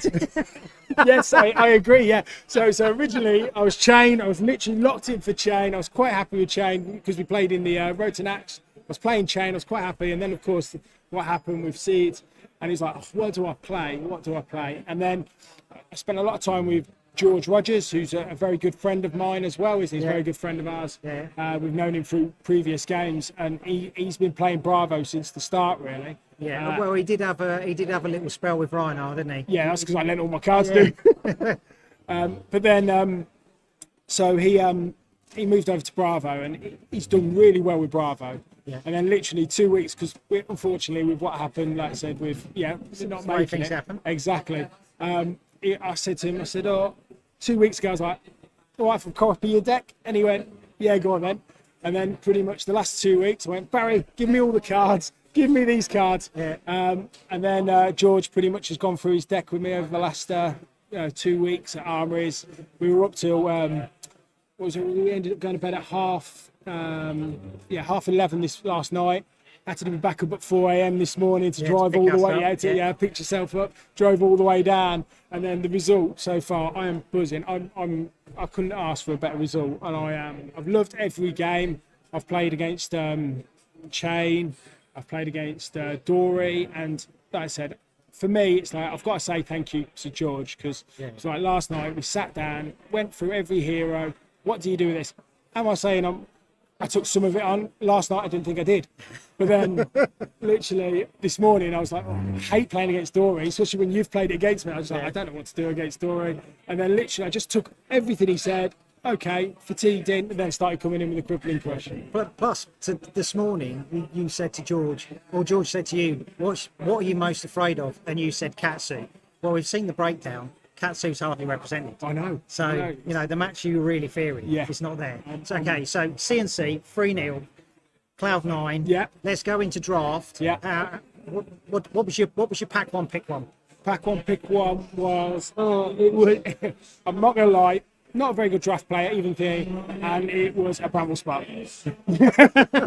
I knew going into draft I was going to play Briar, because I am literally, I've done like whole weekends testing. I always lent into Briar, and it's just how I've always went, and I just went going what my gut feelings and took Briar. Yeah. And So the testing group. Yeah. You had a whole weekend away. Oh yes. Every player that attended took a box. Yes. So yeah. so what was it? 4 or 5 boxes? So 6 boxes in total. We did 6 drafts in total in the space of less than 24 hours. And the funny thing is 4 out of the 8 of us were on the top table. It's amazing. But the thing is, you all knew what people were plumping Yeah, for. exactly. You knew the tactics going into it. It's paid off. It does depend on who you're sitting next to on the table. It was weird because when we were watching the calling, like I said, we got a little group, and I was like, as soon as we saw, there's only one Oldham player, it was like, yeah, he's won that. Because part of what we realised was part of the testing, if you only get one Oldham player in the draft, he's got it. Because he's got that such action to do. And then, like I said, when the packs were going round, I was getting loads of Earth because I went completely Earth Briar. Yeah. Literally every single card was Earth Briar except for 5. And I was really happy with that. And then there was 4 Oldham players, and it really paid off. Yeah. So, break down your table was 4 Oldham players, 3 Briar and 1 Lexi. Yeah. We've just seen Matt Folkes play his Lexi deck on table 1. Oh my God, he just blew away that Oldham player. It was just like, oh, this is not supposed to happen. Yeah. Oldham's supposed to fatigue him out. Yeah, but the problem is there was 4. Yeah, So, totally. So, Right, so you need to prepare. Yes, So let's do a couple of questions before you go. Go on then. All right. Best card in your deck, in your CC deck. I'm telling what everybody I'm playing. No. Well, everyone knows you're playing Bravo. Yeah. It's pretty much Then what card do you think it is? Rippling Crush. there we go. I think everybody would agree, wouldn't they? Best set from Fab. So, is it Welcome to Rave? Is it Arc? Is it Mon? Monarch's my favourite. Monarch's your favourite. Monarch is that my because favourite. of chain? Before Nana. Like I said, me and Barry share sets, and we have a unique relationship. So we share our collection. Yeah. So we buy cases together. We generally split 50-50. Yeah. We choose which heroes we want to play, and then we split it. And that goes for armories, it goes for skirmishes, it goes for prizes. So Mike in the past has won cold foil hatchets, which you automatically gave for me. I won a cold foil chain, which I automatically gave to you. It is brilliant. It's quite a unique relationship in card games, but it is fantastic. It was definitely Monarch. Have you got any more questions? I think you need a rest. Oh, I think I do. Thank you very much, Barry. Catch you in a bit. I look forward to you on the stream, mate. Have a good time, guys. Back, and I've been joined by the guys from Heralds of Wraith. So, how we doing? Thanks. You guys were in the battle hardened event yesterday. Yes. How did that go for you? Really well. Really well. Liam's face doesn't. In terms of fun, it was fantastic. Yeah. Had an absolutely great time playing. I borrowed Liam's Bravo deck because Good choice. did poorly with it. A bit different. Yeah. First time played Bravo, absolutely terrible. I won 1 game, but all of my opponents were amazing. Loads of fun, and just getting in the mood for the weekend, really. Brilliant. And do you stick with Prism? No, I took Briar, like shiny new cards, thought I'd give it a try. It didn't go well. You're Magpie. Magpie didn't go I went well. Magpie, shiny stuff. Didn't quite get things right. And so just drawing hands. I think my first game I was on top of my opponent the entire game, went in for the kill turn, and then drew 4 non-attack action cards to my hand. I was like, well, that's this game then. Someone was laughing. So, but great fun though. All the opponents have been really good. Yeah. So it's nice to come up and experience. We started quite late, so being in the barren wasteland of the southwest, it's a bit hard to get XP without travelling for hours and hours. So. But at least you were. I mean, you were grinding as much as you could. We were, yeah. We went to pre-release down in Bournemouth, down there. Did the road to nationals up at Manuscrew. So we bounced around a few places and so give it a go. I mean, it's been getting better as well. I mean, we've got more and more players now locally in Bristol where we play. Yep. Our store, Excelsior Games. Invoice for the shout-outs in the post, George. We're running events weekly now, which is good. Yeah. We can get a good 12, 16 players. That's really so good. just hopefully the area can grow, so we can get more. Things, you've always had a good reputation for games. Like, I know you guys from like a different card company. Yeah. We won't name We them. were Dead Card Company. But you used to run tournaments with them, and you've always had a big following down there. Liam's So done a lot there's of no reason why people won't translate. I mean, we've seen that with Taron Titan and his wife. They've translated over from So many of the people here I know from those previous tournaments. That's the great thing about being here, just seeing all those people. waking up in the hotel just across the way there. I think the was night brilliant. Morning, and there's literally like 30, 40 people ramming the canteen, and like 80% of them from previous games. It's just great to actually see these people again after a We bit didn't of a know break. where to go. We turned up at 7 o'clock, walked past the hotel, saw everybody having breakfast. So we were like, well, we can't book in until sort of like 2, 3 o'clock. We might as well go in and have a chat. Yeah. And then we managed to wangle a breakfast as well. So it was There we nice. go. There we go. Yeah, it's been good. I mean, if I look out, I think easily half the field here I know from one or more other card games that It's fantastic. Yeah. we played. The It's been community a- continues. Yeah. The community enjoys, doesn't it? No matter what. It's such a great community. So today, what have you guys been doing today? Drafting. Just drafting. The guys, Living Realm's been putting on some side events, giving us some very favourable prices on some Tales of Aria first edition. Yeah, tenner for Tales of Aria first edition draft. So yeah. And there was a second table drafting, and they were drafting Monarch. Yes, There was- they there was a were lot of- alternating. Yeah, we did an Arcane Rising this morning, a Tales of Aria earlier this afternoon, and we just finished a Monarch as well. That's awesome. So yeah, So it's either drafting or pick up games, Yeah. whatever you can get. yeah. It's just playing and having fun. Chatting to taking some cards with one people. another. Yeah, been into town for some lunch, nice and chill. No, Yeah, no brilliant. pressure. Not good enough for the pressure of the main event. So Yeah, the excitement and nerves that went round this morning. I'm Oh. so glad I wasn't playing. Same, So same. tomorrow, what are you guys doing?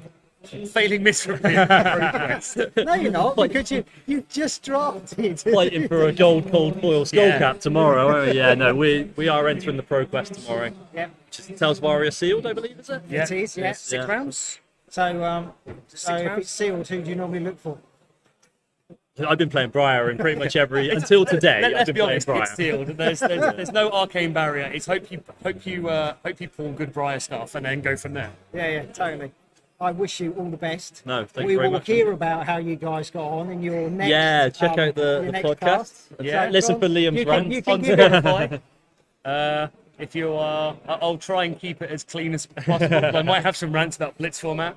But yeah, no. As long as you don't bang your head and get concussion. It's Oh fine. Yeah. I've managed to be concussion free this weekend, which is good. I've Yeah, tried. don't fall down the stairs on the way down. Yeah. Yeah, I might need to put a guardrail up. Yeah. That's it. No broken man. I'm too old for this. But It's been yeah. a pleasure seeing you guys. No, again. you It's too. been It's awesome. been great catching up Cheers, again. Liam. So, Thank you very much. Thank you very Cheers, much. Dan. Thanks for letting us Brilliant. get Good luck with the rest of involved. it. Thank you. Cheers, guys. Have a great day. Thank you. Hi, I am joined by Aaron Boyhan. We've seen him 3 times, I think, now on stream. Is Yeah, that right? twice in draft and then once in constructed as well. Yeah, indeed. So, how are you doing now? What scoring? I'm 7-1 now. So yeah, I've only lost one limited round, unfortunately. Which was the one on stream? Yeah, the one on stream. Sorry. So, yeah. I'm going to avoid the stream for the rest of the weekend now, hopefully. Well, you can't. Till if the you're- finals. Yeah, indeed. Yeah. If you're in the final, jolly good. So you set the chat on Blaze Yeah. when you played your Briar. So we kind of dubbed it the Briar Cheerios deck or Cheerios deck. Is that the one you're playing? Yeah, that's absolutely the one I'm Right. playing. Okay. I don't find it very cheery. I find it quite oppressive. But do you guys just want to have a chat with people? Just say like the outline of the deck, what the premise is. Yeah, so the deck was handed to me a few weeks ago by a friend of mine, Matt Folks, and he basically said, this is Briar with as many free actions as possible, and you just go again and you try and go as wide as possible. So you try and play 4 to 5 cards a turn, Yep. or at least 3 cards, and push in with your Rosetta Thorn.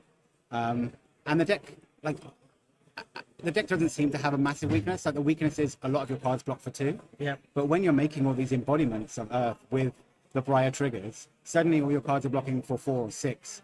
My last game, I blocked a Bravo dominated attack with a card for 7 from my hand, and I was just like, okay, there's not much they can do about it, and it suddenly just turns off their turn. So I think the deck is really powerful. There are some weaknesses out there to it, and there are definitely some decks I want to avoid. We won't So, yeah. say what those are. Yeah, we'll give that one a skip. We'll leave some secrets. Great. So, but yeah, I mean, what we saw was just like plunder run after plunder run, and it was just the huge amount of damage that you could pull off with a couple of cards going into the go again. It's not just, yes, you've got the little bit of chip damage from the arcane, but it was still more powerful attacks than what we would see in a Briar sealed and a Briar draft. It was just, Yeah, no, definitely. And the problem with Plunder Run as well is when you draw a card of it, so you're getting +3 on a red one, and then you draw a card of it, you're getting to attack with that card as well, because there's so many 0 costs. So you're just repeatedly coming at them over and over again. That's been brilliant. It's been fantastic to watch. I'm so glad I haven't had to play against it. But, so thank you very much for sharing the deck tech with us, or a small part of the deck tech. Yeah, got to keep some secrets for tomorrow. Yeah. We'll hopefully see you later on. Cheers. All right, Thank you brilliant. very much. Cheers, brother. Thank you. Okay, welcome back. And we have the 9-0 player, Yeah. Matt Folks. Awesome, amazing. Thank Now, you. played you played your friend Aaron Yes, yeah. twice. You played him in draft. Yeah. Then you've played him again in CC. They matched you up again. So by beating him, there are no 8-1 players. No, yeah. It's a real shame, actually. I don't, you don't want to be the person that you work closest with for an event. And, but me and Aaron got a bit of a grudge, actually, because we had a draft weekend in preparation for this. Yeah. And in it, Aaron was 5-0 on me, and in the last match of the tournament of the weekend, I managed to scrape back to 5-1. Okay. And he's been rubbing it in my face like ever since. Like every time I see him, he's like 5-1, 5-1. I own you. So I'm just like, so I've managed to reclaim some pride today. So I'm happy about that. There was no going easy in that last match. I think I should be locked to the top 8 now at 9-0. Oh yeah, totally. But I don't. Well, one would hope so. We'll see how the but I draft intend to approach every single match from this point forward with the same focus and intensity. Like I'm not just because I'm in the top 8. I don't think. No, there's no point letting them. You don't take Yeah. your foot off the gas. No. Not when you're here. Not when you're 9-0. You've got a big target on your back. Yeah, that's But, fine. How do you find the mirror? Because you shared your deck with Aaron. You've both been practicing kind of like the same deck. Have you changed your deck in any way to Aaron's, or you? Me and Aaron have the exact same deck. Right. Okay. So how is the mirror? So this is the Briar Cheerios deck. You don't like that name? You No, like, no. You kind of like I got my own name for Briar it. But generic. yeah, generic Briar. I think. Yeah, generic Briar. Lightning Briar is a misnomer. It's just generic Briar, especially my version. But the mirror it's quite play draw dependent. Yeah.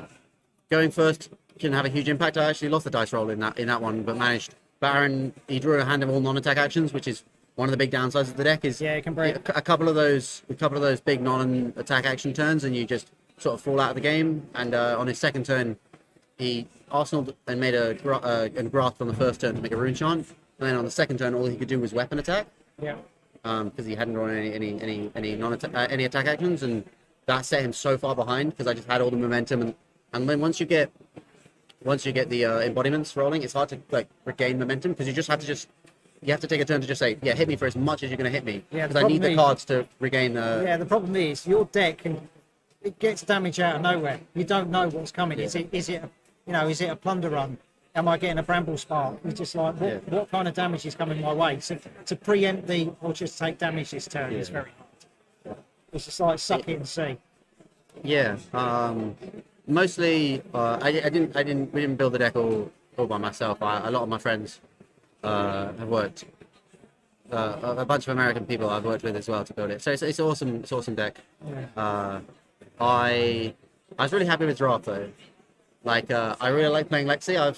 You were the only player in Exactly. the top 8 to draft. And I had at the end of pack 1, I was like, oh, this feels pretty good. But in pack 2, I was like, there's some like 14th pick red arrows. I was like, I think it might be here. I could hear the RAF coming in because the red arrows, they were just flying through, Well, we saw how effective it is. You beat Oldham by, still Yeah. on 11 health. You just, Well, where was he? Those matchups were quite good for me. I played 3 Oldhams in the draft. Yeah. And because there was 4 Oldhams, I think I got quite fortunate with my drafts because I had a good Lexi deck. And I think because the Oldham decks are usually trying to fatigue you often, Yeah. the really good Lexi decks are very, very high win percentage against the sort of medium to poor Oldham decks. Plus, you had 4 people drafting Oldham on your Exactly. table, so it waters down what potentially an Oldham deck is capable of. Yeah, and those decks, they really need the defense reactions often to be able to, like, when you're getting fatigued, you're usually going to set up big dominated arrows, and that's pretty much what I did. Either a couple of attacks or one smaller and one big arrow. And without those defense reactions, they can't quite deal with that. Yeah. And then so the big turns we set up throughout the game they end up pushing through, and then they can't quite, they leak a bit too much damage and they can't quite get there. But, yeah. So do you think for when we kick off round 10, Yes. round 10 is 3 rounds of draft? Yes. Do you automatically look for Lexi, or do you, No, you no. play the table? Yes. Not the hero. Yeah, I am very happy to play any of the heroes. Yeah. I'm a little less experienced with all of them, honestly. I conceptually feel like I understand okay about what I'm looking to do, Yeah. but I don't have as much experience as I maybe would like. But realistically, I will just draft whatever comes. I think the best. No one disagrees that the power level of Briar is a bit higher in limited. Yeah, in sealed, yeah. Yeah. Well, I think in draft as well, the cards are. It's a bit easier to get a great deck. And I think the really great Briar decks, like the times when there's only 2 Briars in the deck, like some of the Briar decks you see are just crazy. Well, the good thing about Briar is you can start off by going Earth, and if you feel that there's a lot of Briar players, you can quickly switch Yeah. to Oldham and still be relatively Yes. alright. Yeah. It just depends on when you want to pivot. That's the knowing point. Yeah. And however your playing group has worked out, how many turns in. We won't give any of those away. Yeah.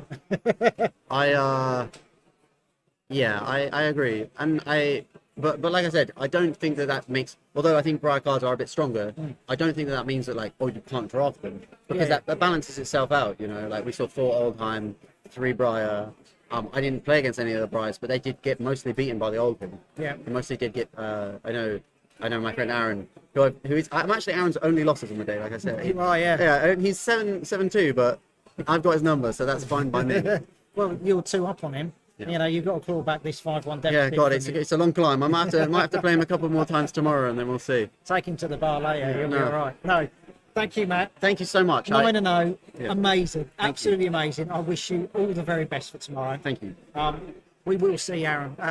We will see Matt again on stream more than likely, and we'll try and do the top tables. We'll try not to do mirrors, but we want to get the best players on the stream for sure. Right, and yeah, I just wanted to say thank you guys for running the stream. You guys have done an awesome job here, and I hope that, Alan's doing it all. I hope come that on everyone and- at home has enjoyed the day as well, because it's been so much fun being here. It's been a totally different experience. It's to me. been awesome, Normally yeah. I do voiceovers. Being in front of the camera. But it's you not look something I normally do. amazing. You look It's the amazing. jacket, man. It's the jacket. I'm jealous. Well, I'm jealous. Channel Fireball started it with the jacket, so I have to continue. Yeah, there you go. You We'll look see sharp. what I look like tomorrow. Yeah. Different costume tomorrow. There you So, go. I might be wearing the same clothes. I don't know. I packed a bit light for this weekend, so it's whatever makes you comfortable. yeah. Exactly. But no, The thank you. bed when I get back to the hotel is what's going to make me comfortable. I slept about 3 hours last night. It's only a hop, skip, and a jump. It's Yeah. awesome. Well, I'm sure everyone will be wanting to go out for drinks later, but yeah. I it's shan't been be. Brilliant. I shan't. Ah, right, okay. There we go. Top tip: don't drink. Yeah. Right, nice, brilliant, and we shall see you tomorrow. All right. Thank you very much. Cheers, thank you. Nice one. Hi, welcome back, and we have our highest placed Viserai player, Hamish, repping Viserai. Now, you've been playing Viserai for so long. As soon as he came out in Arc, you were like, this is my hero. He's- This is the one. He's the coolest guy, man. We all know Viserai is literally the coolest hero ever. So yeah, second I wanted to play, I saw him, and he was the guy that actually got me into the game. And because I jumped in near the start of Crew, and he was just a hero. I was just so passionate to play, but he just wasn't ready when Crew came out. Yeah. But he was all right, but he just wasn't ready. And then Monarch set comes out. He took a little break. Yeah, basically, just put him to the side, and then I moved on to Rhinar when I was learning, and then Monarch came out, so then I pick up the Viserai deck off the shelf again, have a look, have a play. It's not ready yet. Back on the shelf, play Bolton. This set comes out.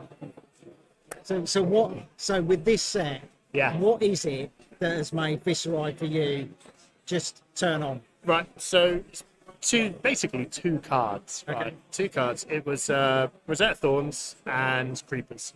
Okay. Creepers is insane, close to just straight up busted, right? If you don't know what's happening, it's like Wizard. You're just trying to imagine what the plays are like.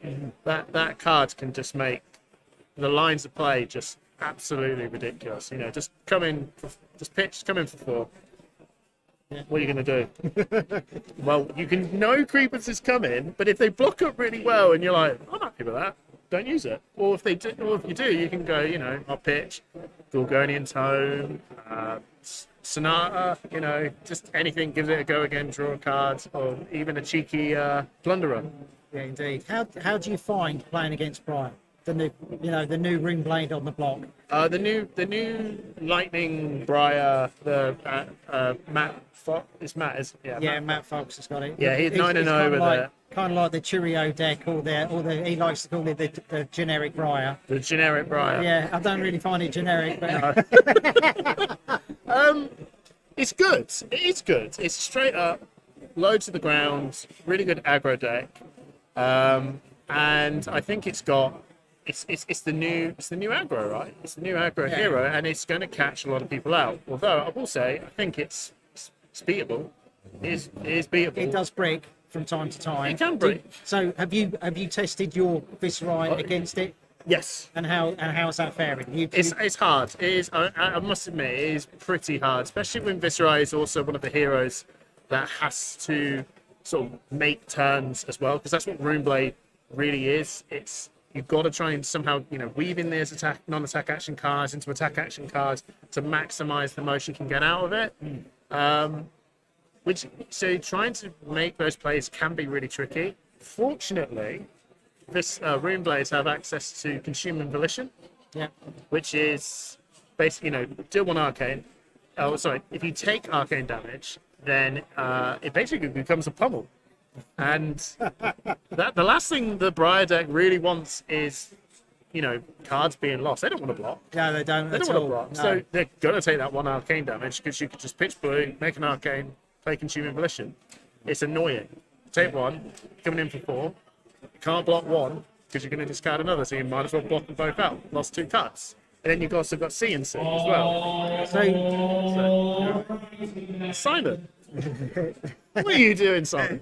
So do you think the OTK deck Viscerai is gone? This is now the new mid-range. Interesting question. I think that the OTK Viscerai deck is not, doesn't necessarily mean it's gone. I think it's fine, and we've got to speed up. We've got to speed up. Announcements to go. But Right. Hamish is coming on with Push the Point Live tomorrow with the guys. So we shall see you tomorrow. I'm so pleased for you, mate. Thank you, so Barry. pleased. Thank you, Thank you. guys. So we're back at the Royal Armoury. It's a lot quieter. The players have departed, and we have Jake, the TO for the day. You've done an outstanding job. Thank you. Organising 89 people Yeah. all day, trying to keep it on track, which is never easy. You know, I've run tournaments in the past. You know, and you've done a phenomenal job. Thank you. That That means a lot. It is brilliant. How do you feel the day's gone?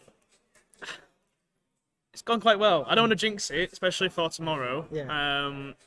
Yesterday was a bit hectic, so it was the first day in. I expected today to be more hectic. I won't say worse, but more hectic. You iron out all the wrinkles. That's what the battle hardened for. Yeah, I think that's what it has been. It's been.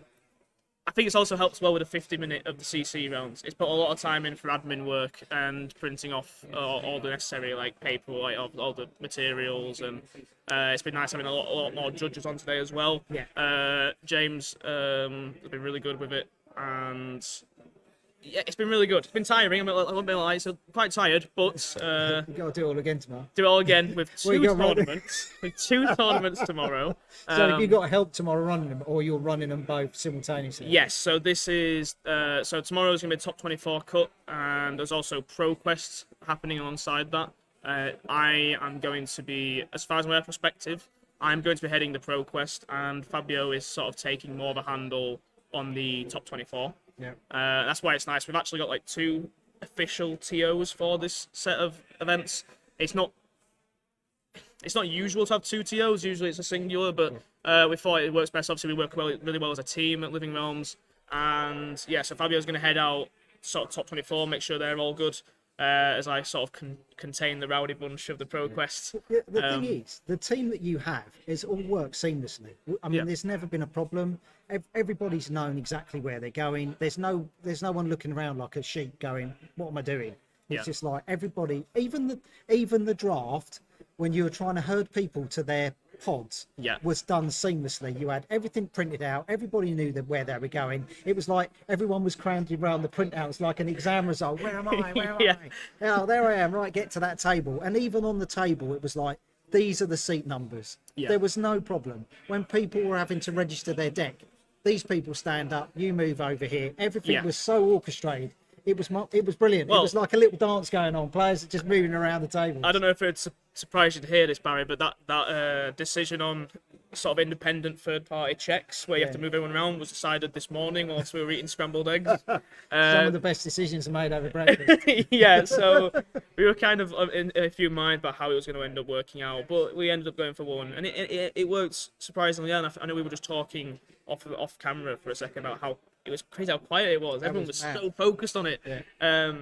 It was really kind of strange. You could hear a pin drop. And then you just had your hand up every now and again. Yeah, I had my hand counting up, down. 5, Yeah. 4, and then there was a little bit of hiccup with the printing, and then like James saw that because I'd forget about the top, like the last 5 seconds. I'd go 3, 2, but we got through it. I'm glad it seemingly went super smooth. It was brilliant. It was quite easy on our end as well, but yeah, absolutely. Today has been really good. We're really happy about it, and tomorrow, hopefully, is even better. Yeah. So let's talk about tomorrow. Yep. When you called out the top 24, the buzz in the room was brilliant. Everyone got a massive round of applause. There were some huge shout outs because there was a few people on the bubble. Yep. Didn't know if they were going to get in. I'm so chuffed for my mate Mike. Yeah. So chuffed. Yeah, So I am as well. He's a big fan of Dragon Ball, and I appreciate that. So when Mike made it, cheers to all him, right, you thank take care. Right, so let's. Are we doing a breakdown of the top 24? Are we going for it? I'm going to put you on the top 24. Yep. And we'll get a hero breakdown if you bear with me. Of course. All right. Okay, Right. so is that live? Is it? Okay, so this is our top 24. Alan is working on the hero breakdown. So we know there's going to be a lot of Briars. Yep.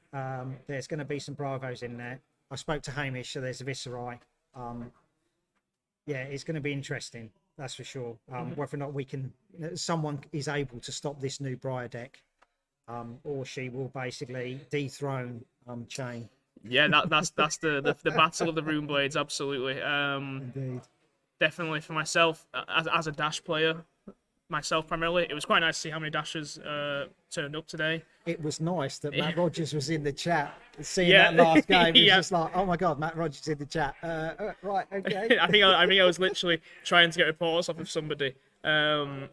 We had And someone Cole- said Matt Rogers, and I was like, "What are you talking about?" And I was like, "No," and I was like, "Oh no, really? I thought you were joking." Yeah, we had Cale McCreef watching Bravo games at the beginning, and I was just like, oh my god, I can't believe it. You've got, such big names in the chat watching. Yeah. Yeah. Thank you all for tuning in and watching the games. The games are going to be amazing tomorrow. The top 24 of the best UK players playing Flesh and Blood. It's going to be amazing. Yeah. It's going to be really outstanding. Right, so go on, breakdown. Okie dokie. So 7 Briar. There we go. I don't know if everybody's running this new Briar deck.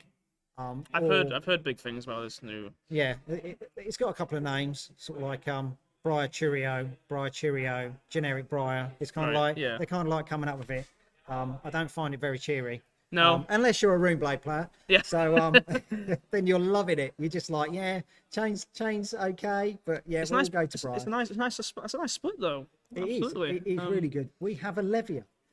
Yeah, we We have a Levia. Oh we my got god. Levia, we got the bolting, we got the chain, So yeah, 2 dash. see, there we go. So you're rooting for Dash. I'm rooting for dash. Yeah, I'm rooting for Bravo. What are you rooting for, Alan? Bolton. So I'm really going for that. I've got a really janky bolting deck that has gone 4-0 in an armory. So yeah, that's what I'm rooting for, I think.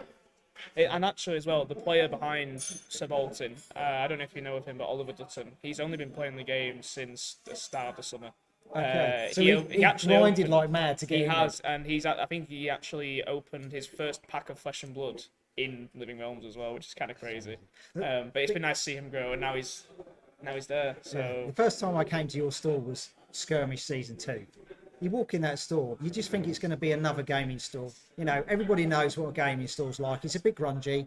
You know, you're kind of used to it. But you walk into Living Realms, and you're just like, where have I walked into? This is just like it's just absolutely amazing. I said it earlier. It kind of feels like what you would expect if you walked into Team Covenant. You know what I mean? Wow. That's how I felt. I walked in there and I was like, blimey. And you hadn't even finished the upstairs. No, the upstairs that was being constructed at the time Yeah. when we were doing skirmish, and I was like, oh my god. You got the cafe next door. Yep. That sort of like, so you have, you know, people don't have to go anywhere. The food comes in. It's all organised. There's so much food, and it's hearty food Yeah. that people can go up for seconds. It's like you couldn't actually want for more when you go to your store for a tournament, and that's why you're getting 64 players for a road to nationals. You are selling out. You know, normally for card games you would see the big shops in the Midlands, in London. These are where the events are. It goes to show how good the store is. We're in Leeds. Yeah. You know what I mean? It's just like, what? Well, I know. What location? Definitely when people sort of like come to the store and it's like, oh, where is it? And it's in Castleford. Yeah. And it's this quite relatively small, especially like, you know, compared to cities and big towns and as well. It's quite a small town, and it's never really been any sort of LGS sort of scene there at all. So it's just kind of crazy that it's my hometown, so it's near and dear. And literally, I came home from university, and it was there's a game store opening in Castleford. I was like, let's go check that out. There on day one, opening doors, and just one thing led to another. That's it. We've grown and grown. I don't know. Actually, this might be a bit of an exclusive, but tomorrow, the 31st, is our 1 year anniversary of opening the doors. Blimey. That's it. 1 year. 1 year we've made UK Nats. So we need a birthday cake. That's Yeah, what you're birthday saying. Needs a cakes. birthday cake. Birthday Can cakes. anybody make one really quick? Send it in. Yeah. So and even then, like, because of lockdown, you know, obviously it's been a good thing, but we've only had the play space open since May. Yeah, So- but you were supporting everybody through COVID with online. Yeah, online events. You've pretty much been the heart of Fab in the UK. You know, I think. Yeah. I mean, we have got a fantastic, you know, shop down by us, Manascrew. Yeah. But it is kind of like you are kind of like the heart of Fab in the UK. That's why you've got this. Definitely Fabio. You know what I is. mean? he's got it in the name. Yeah, but it's a team effort. You Yeah. know, it is a team effort. You know, it's not just Fabio running around. I mean, you know, Fabio's been running the scene today. You've been running the tournament. You've got other staff members on. You've got a shop running as well. Yep. You know what I mean? It's a massive team effort. It's a massive thing that you've done. Yeah. You know what I mean? It's been just crazy. like- yeah. I was saying Fabio earlier, actually. Like, obviously, we know Fabio's the face and the heart. Everyone knows Fabio. Now they know you. Apparently, yeah. The amount of people who was like, "Oh, hi, Jake," and I'm like, "Hi," and I kind of recognized them, but I'm also like, I didn't know you know my name. Do you know what I mean? And that's what's surprising about it. But yeah, everyone's heading out now. It's gone eerily Nice and quiet It's inside not as quiet here. as when we had draft. That's No, weird. that was really that's weird. true. Yeah, There's still noise happening now. Yeah. Right. Okay. Right. Thank you very much. I shall see you An tomorrow. absolute pleasure. It's been amazing. It's See you been tomorrow. absolutely amazing. See you I am all so chuffed tomorrow. that Alan's doing this. That Alan invited me. Yeah. That it was all okayed. I am having the absolute time of my life. Absolutely It's brilliant. You've been great. I've seen the interviews; they've been absolutely phenomenal. Thank you, Barry. Thank you. And I cannot say enough like how much Alan's stream has been amazing for the whole venue and for the weekend. Looking forward to tomorrow. It's gonna be good. It's Gonna gonna be really go back good. to the hotel and just gonna go pass out on my bed right about now. That's it. Get my sleep in, and then I'm out. Bye, everybody. Thanks for tuning in. Right. I'll shift over. Here we go. There we are. Cheers, So let's close this one out then, shall we, Barry? Yes. So, Indeed. the end of day one, you have been awake now for nearly 16 hours. Are you still buzzing? Are you feeding off this? Yeah, I'm doing all right. My legs feel all right. I got a bit of cramp earlier, so the old man had to sit down, but he's doing all right at the minute. Yeah. I'm waiting to get some food. Yeah. So I'm keeping you for No, you. no, I'll it's keep fine. you in it. So I'm just checking the time. We have been streaming for 11 hours, 23 minutes and 50 seconds as of this exact moment. Okay, So so we're going for 12, yeah? yeah. Ramble No. for 10 more. Yeah. Thank No, you so- for everyone who's still going. Yeah. I think obviously the numbers dropped off. We expect that at the end of the stream. You will be able to catch all of this content on the channel afterwards. Yeah. We will be back tomorrow. We are looking at a 9 o'clock start ish. We might be covering some ProQuest. Yes. It is sealed. So ProQuest is sealed. Yeah. It might be a lot of Briar mirrors. but we have got that going. We've got Push the Point live.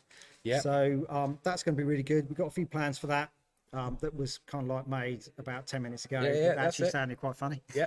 So obviously, if you followed it along in the channel, we made the announcement there that Push the Point we're going to do live. With the guys all making top 24, that does give us the opportunity to do it tomorrow rather than dragging them on now when they're all shattered. They can get to the bar or get to the bed. As the Indeed, show was. whatever. Yeah. Whatever they want to do. So actually, so that's the ProQuest. So Yes. Nationals will be our main coverage tomorrow.